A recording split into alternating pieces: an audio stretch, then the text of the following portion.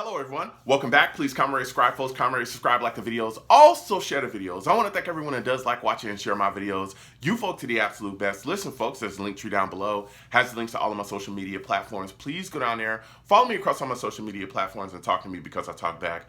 Also down there as well as links to all of my YouTube pages. Please go down there, subscribe to all my YouTube pages, and hit that notification bell so when I post content, you folks will be in the know. Now, with that said and done and put to the side, I've come to talk to you folks today about the Carolina Panthers calling the New York Jets. They're looking to make a trade for somebody, all right? We're going to be discussing that. We're also going to be discussing the New York Jets joint practice with the Giants, right? This is day 2 for that, so we're going to have a little bit of discussion, talk about some things that we are seeing out of those joint practices as well. So first, we're going to start off with the Panthers calling the Jets, and it was about Denzel Mims, all right? Now, according to league sources, all right, the Carolina Panthers have called for Denzel Mims, called the Jets, just to kind of see, hey, what would it take? You know, trying to get a gauge and feel on if the New York Jets are truly ready to move forward and trade Denzel Mims. Now, keep in mind, Mims and Matt Rule, who is the head coach of the Carolina Panthers, they have a connection.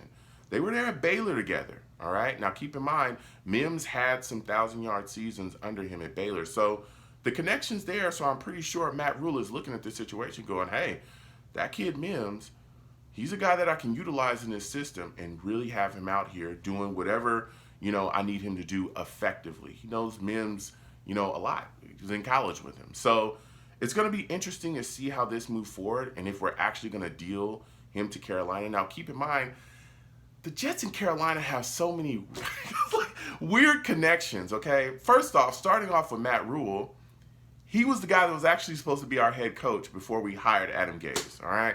Our franchise, Mike McCagnon and the Johnson brothers tried to pick his coaching staff for him. He said, oh, you're out of your minds, and moved on and went with the Carolina Panthers, right? The Carolina Panthers also had Robbie Anderson as well. Guess what? Robbie Anderson left the Jets and signed with the Carolina Panthers.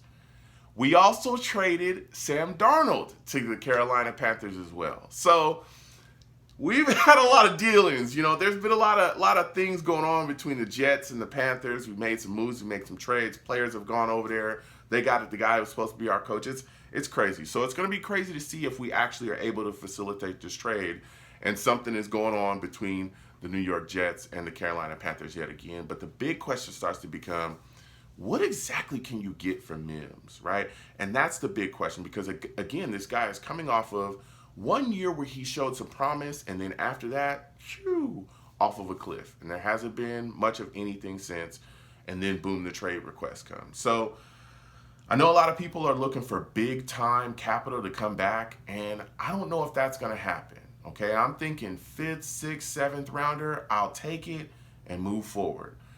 But something, again, in the back of my mind, this is Joe Douglas. We've seen Joe Douglas make some trades and get some capital back for guys where we were like, what in the world? How did you make that happen?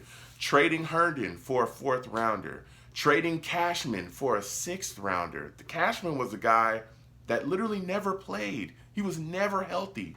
He never played a full season healthy for us, ever.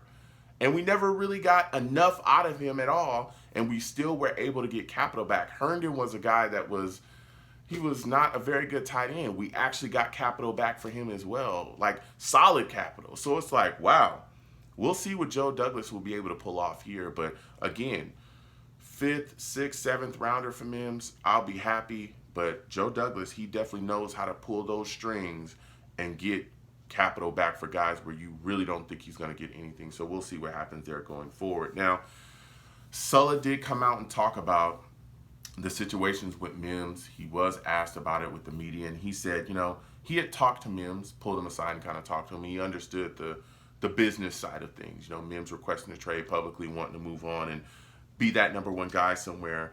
But he said, in his mind, it's not over with Mims. He's a guy that wants to continue to motivate him, continue to go out there and work hard. He said he understood that he's frustrated. He understood the work that he's put in. He understands that he's trying to go out there and just give everything his all.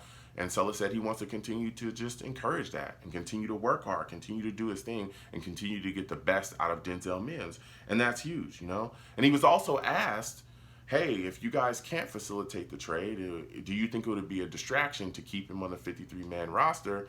Because again, the New York Jets told him as well, and he said it publicly that they told him, we're not going to cut you. So do you think it's going to be a distraction if you guys go into the season with him on the 53-man roster? And he said it's not going to be a distraction. You know, of course, they believe Mims is going to be professional. He's not going to holler and yell and scream about it. They know where he stands, you know, and they're ready to go forward if they can't facilitate a trade. Now, keep in mind, there are reports as well that the Jets are open to granting this trade, and they're open to moving on from Denzel Mims. But keep in mind that they're not just going to give him away. Unless the deal makes sense for the New York Jets to move on from Denzel Mims and send him to a team, they're not going to do it, which is protocol for Joe Douglas. Joe Douglas has been here since he's been here. He has not gotten fleeced. He's not a guy that's going to panic. He's not a guy that's going to fold. We've seen him, you know, deal with stuff in the past where players are trying to put pressure or anything like that. He moves on his own time. When the deal is good for the Jets and it works for him, that's when he'll make the move. But he's not going to get pushed into a corner. He's not going to get backed, you know, not with his back up against the wall or nothing like that. If the deal comes from Denzel Mims and it's solid compensation and it's good for the Jets, he will then accept it and move forward. But he's not going to just give this guy away for peanuts. That's not going to happen. So, again, we'll see what happens as we continue to go forward with this Denzel Mims situation. Now, we're going to talk a little bit here about this joint practice, all right? We talk about Denzel Mims. This wide receiver position has heated up around him for real. And one of these guys that is continuing to make plays in these practices is Corey Davis. Corey Davis in team drills is ridiculous. I mean, this guy is doing it all. Like, he had 2 TDs today, and one of them was a leaping grab that was just crazy. And you continuously hear these things about Corey Davis all offseason, right? We're constantly seeing it. This guy is back, man, and I'm so excited because last season, when he went down with that injury and missed a lot of time, you could see that our wide receiver core is missing things. And he's a guy that's going to come back and be able to give our quarterback a threat out there. Now, he's got to clean up the drops. We know that. But when Corey Davis is on, especially the way that we were feeding him last season, he's going to be a big part of this offense going forward. So I'm excited to hear about him just continuing to progress and show people, yeah, I'm that guy. You know what I'm saying?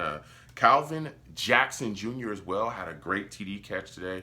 Let me tell you something. This is a young guy that's just continuing forward. He's a guy that Michael LaFleur is constantly talking about being prepared, going out there and making plays, and he's continuing to do his thing. So hats off and salute to Calvin Jackson Jr. as well. Breece Hall looked good out there doing his thing.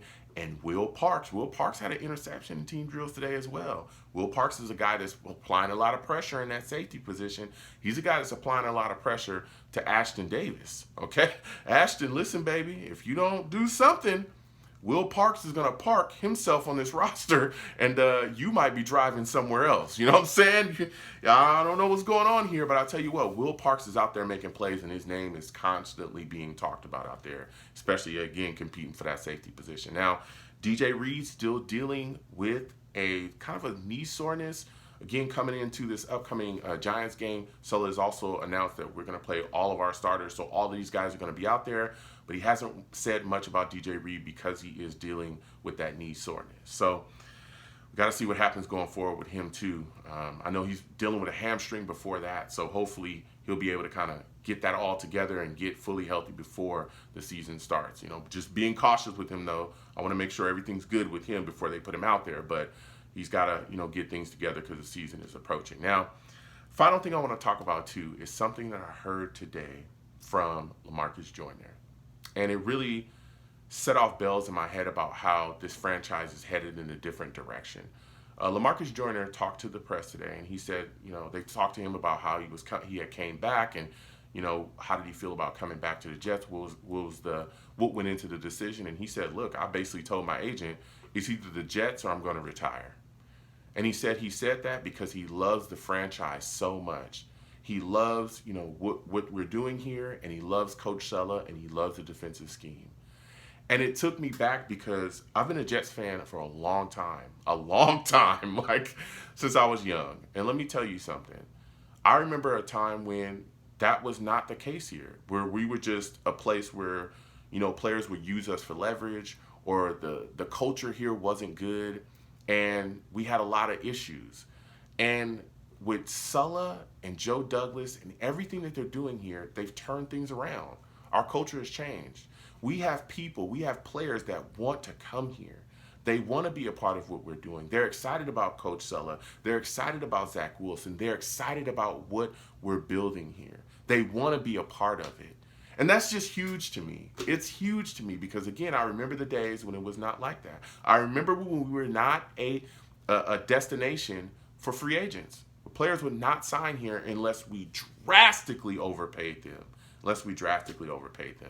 And now we're a place where players want to come to. We heard CJ Uzama talk about it. We heard Jordan Whitehead talk about it. So many guys saying, hey, we love what the Jets are doing and what they're building. So comment down below. Let me know what you folks think. How do you folks feel about this Mims situation? Do you think we'll actually deal him to Carolina? What are your thoughts about some of the guys really showing up and showing out in practice?